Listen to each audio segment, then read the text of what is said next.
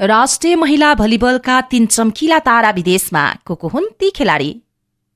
नेपाली राष्ट्रिय महिला भलिबल टोलीलाई अन्तर्राष्ट्रिय मञ्चमा चिनाउन महत्वपूर्ण भूमिका खेलेका 3 सुपरस्टार खेलाडी हाल देश बाहिर छन्। सरस्वती चौधरी, प्रतिभा माली र सिपोरा गुरुङ यी तीनै खेलाडीले आफ्नो खेल कौशल, अनुशासन र समर्पण मार्फत नेपाली महिला भलिबलको पहिचान बलियो बनाएका थिए। विगत 1 दशकदेखि राष्ट्रिय टोलीको मेरुदण्ड मानिएका यी खेलाडीहरू विभिन्न अन्तर्राष्ट्रिय प्रतियोगितामा नेपालको प्रतिनिधित्व गर्दै प्रशंसनीय प्रदर्शन गर्न सफल भएका थिए। दक्षिण एसियाली खेलकुद साग, एभिसी सेटरल जोन प्रतियोगिता लगायतका प्रतियोगितामा उनीहरूको योगदान स्मरणीय रहँदै आएको छ।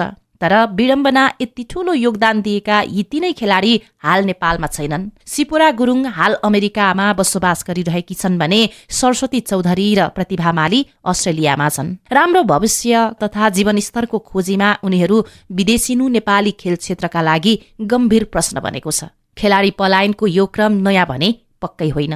अवसरको अभाव, दीर्घकालीन योजना नहुनु, आर्थिक असुरक्षा र खेलपछि जीवनको सुनिश्चितता नहुने जस्ता कारणले प्रतिभाशाली खेलाडीहरू विदेशिन बाध्य भइरहेका छन्। राष्ट्रिय टोलीका अनुभवी खेलाडीहरू नै यसरी देश छाड्नुले घरेलु प्रतियोगिता र राष्ट्रिय टिमको भविष्यमा असर पार्ने खेल विश्लेषकहरूको भनाइ छ। 3 सुपरस्टार खेलाडीहरू विदेशमा रहे पनि नेपाली भलिबल प्रतिको उनीहरूको माया भने कम भएको छैन। उनीहरूले समय समयमा सामाजिक सञ्जाल मार्फत नेपाली खेलाडी र खेल प्रेमीहरूलाई हौसला दिँदै आएका छन्। नेपाली महिला भलिबललाई नयाँ उचाइमा पुर्याउन राज्य सम्बन्धित सङ्घ र सरकारवाला निकायहरूले खेलाडी मैत्री नीति र दीर्घकालीन योजना ल्याउन ढिलाइ गर्नु नहुने आवाज पनि यति बेला बलियो बन्दै गएको छ।